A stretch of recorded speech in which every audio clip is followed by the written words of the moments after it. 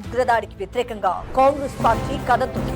పహల్గాం ఉగ్రదాడిలో 26 మంది అమాయకులు ప్రాణాలు కోల్పోయారు. పాక్ ప్రేరేపిత ఉగ్రముఖ చేసిన పాశవిక దాడితో దేశం మొత్తం ఉలిక్కిపడింది. ఈ అటాక్ ను యావత్ దేశం ముక్తకంఠంతో ఖండించింది. దేశంలో ప్రధాన ప్రతిపక్షమైన కాంగ్రెస్ పార్టీ ఈ ఉగ్రదాడికి వ్యతిరేకంగా కదులుతుంది.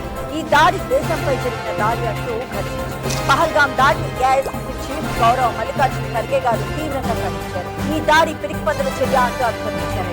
ఉగ్రవాదంపై పోరాటానికి అన్ని రాజకీయ పక్షాలతో కలిసి పనిచేయాలంటూ కేంద్ర ప్రభుత్వాన్ని విజ్ఞప్తి చేశారు. కాంగ్రెస్ అగ్రనేత గౌరవ సోనియా గాంధీ గారు స్పందిస్తూ ఈ దాడి అత్యంత హేయమైన చర్య అంటూ పేర్కొన్నారు. దేశం మొత్తం ఉగ్రవాదానికి వ్యతిరేకంగా ఐక్యంగా నిలబడాలని, గతంలో ఉన్న సామాజిక ఐకమత్యాన్ని తిరిగి పునర్నిర్మించాలంటూ పిలుపునిచ్చారు. లోక్సభ ప్రతిపక్ష నేత గౌరవ రాహుల్ గాంధీ గారు ఇది అత్యంత కిరాతకమైన చర్య అంటూ అభివర్ణించారు. కేంద్ర సర్కార్ దీనికి తప్పకుండా బాధ్యత వహించి ఇలాంటి ఘటనలు పునరావృతం కాకుండా చూడాలంటూ కోరారు. కాశ్మీర్ వెళ్లి బాధితులు పరామర్శించి ధైర్యం చెప్పారు.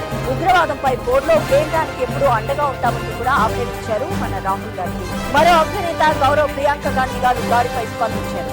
నిరాయుధ నిరపరాధ పౌరులను లక్ష్యంగా చేసుకోవడం మానవత్వంపై జరిగిన దాడిగా అభివర్ణించారు.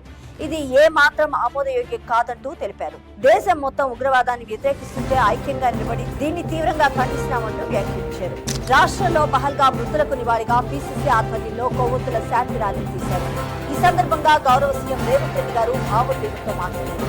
ఉగ్రవాదంపై పోర్లో రాజకీయాలకు అతీతంగా మరి 140 కోట్ల మంది భారతీయులంతా కూడా ఒకటి కావాలంటూ ఆయన పాకిస్తాన్ మరొకసారి ఓడించాలి, ఆ దేశాన్ని 2 ముక్కలు చేసి పాక్ ఆక్రమిత కాశ్మీర్ను భారత్ లో వెంటనే కలిపేయాలని డిమాండ్ చేశారు. టీపీసీసీ చీఫ్ మహేష్ కుమార్ గౌడ్ గారు ఈ దాడిని మానవత్వానికి వ్యతిరేకమైన చర్యగా అభివర్ణించారు. ఉగ్రవాదంపై అన్ని రాజకీయ పక్షాలు ప్రభుత్వం కలిసి పనిచేయాలంటూ పిలుపునిచ్చారు. బాధిత కుటుంబాలకు కాంగ్రెస్ పార్టీ అండగా ఉంటుందని, వారికి న్యాయం జరిగేలా కృషి చేస్తామంటూ హామీ ఇచ్చారు. ఈ దాడిని డిప్యూటీ సీఎం, గౌరవ మంత్రులు, కాంగ్రెస్ విప్లు, ఎమ్మెల్యేలు, ప్రజాప్రతినిధులు, నాయకులు తీవ్రంగా ఖండించారు. గౌరవ మాజీ ప్రధాని ఇందిరాగాంధీ స్ఫూర్తిగా తీసుకుని పాకిస్తాన్ కు మరొకసారి గట్టి బుద్ధి చెప్పాలంటూ కేంద్రానికి ఈ పోర్లో రాజకీయాలను చూడకుండా తాము కూడా కలిసి పనిచేస్తామంటూ హామీ ఇచ్చారు.